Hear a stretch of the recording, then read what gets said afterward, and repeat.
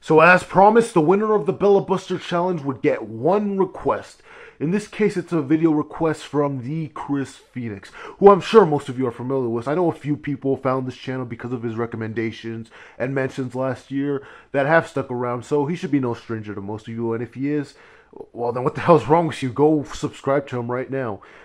Anyway, this is a video that has been done a little over 9,000 times in the YWC, the death of the tag teams and Divas division. Exciting stuff, isn't it? Let's see, what can be said that hasn't been said a million times already? Starting with the tag team division. Does anybody really care about tag team wrestling anymore? I mean, I think we get enough tag team matches on SmackDown every week. Sure, it's cool to have a tag team who works great together, looks great, and puts on exciting matches. But how many great tag teams are there these days? Most of the really good ones, like the Motor City Machine Guns, are fun to watch in the ring, but that's about it. They pretty much suck at everything else. I mean, there comes a point where we've seen everything a tag team has to offer, and it starts getting repetitive. We see the same moves, same combinations, same storytelling. Really, every tag team match is either one big spot fest with everyone hitting move after move after move, or it's one guy getting gang raped before they make the hot tag, and the other guy flies in the ring like Superman and saves the day. The only tag team we get nowadays are random pairings between two jobbers who creative has nothing else for.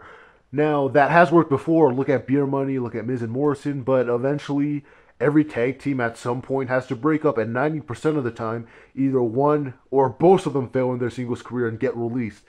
We really haven't had any real exciting tag teams in a while. Nexus was only good as a faction, and the only real team we've had the last 2 years is the Usos.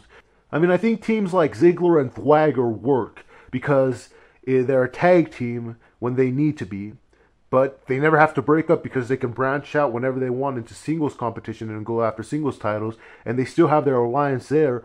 And if it doesn't end up working out, then they just get right back together and be a tag team. If WWE had done that with other teams like Crime Time and Hart Dynasty instead of churning them on each other, then maybe the division wouldn't be the way it is now. These days, there's no real tag teams anymore, and any new team that we get is just filler until they find something for them to do individually. I mean, I don't think tag team wrestling is essential to WWE. They can survive without it. Hell, they practically already are. But I do think that it can help save careers and in some cases save the show, like the Awesome Truth did last year.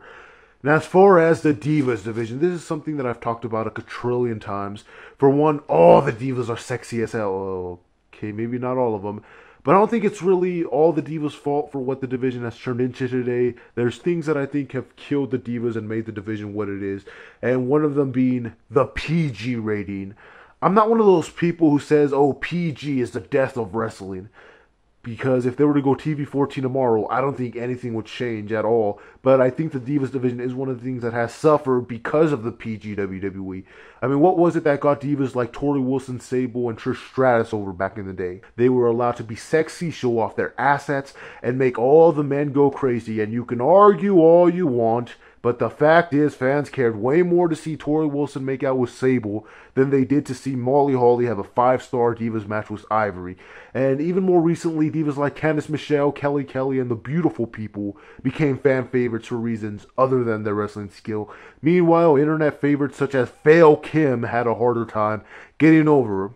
These days, everyone has a hard time getting over. When WWE had divas who weren't the best wrestlers, they put them in matches where all they had to do was get half naked and have a cat fight. Since the sexiest thing they can do now is get new ring attire, they can't really do anything to hide how bad their wrestling is, and since there's not much to keep people's interest for very long, they don't have very long segments. If the Divas were allowed to be more TV-14, I think it'd help a lot. Imagine a TV-14 version of the Bellas or Eve or Kelly. Even if you hated them, you'd still love seeing them. I know I'd love seeing the Bellas in a bra and panties match with anyone. It's not that the Divas have to be sex objects, but with the talents they have now, it'd help a lot. Most of the Divas now either aren't great wrestlers or can't act their way out of a paper mag. I mean, think about every Divas championship reign since 2011. There's been no storylines. They may have a segment or two every now and then, but for the most part it's just random. 30-second matches with the only story being, oh, I want the title. And they blew every chance they had to make a good feud. That's why the only time you'll see them used is when there's superstars involved.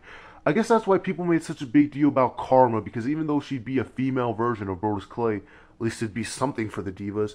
And aside from the sexiness, they have some Divas who everyone knows can have a great match. But the only time you'll see them do it is on Superstars where no one watches, or at the pay-per-view where no one cares because the build sucks, so they skipped over it. So yeah, with no time for their matches and no promos to make people care, the division has sucked a lot compared to the good old days. But see, we can blame WWE for not giving us a reason to care. But at the same time, if all we're doing is blowing off anything Diva related, we're just going to keep getting more of what we've been getting.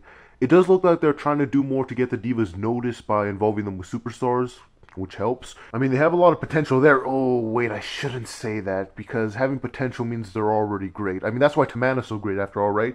Because he has potential. So I'll say that again. A lot of Divas could have potential. I mean, they have everything they need. Divas with personality, sexiness, and some of them have shown that they can go in the ring.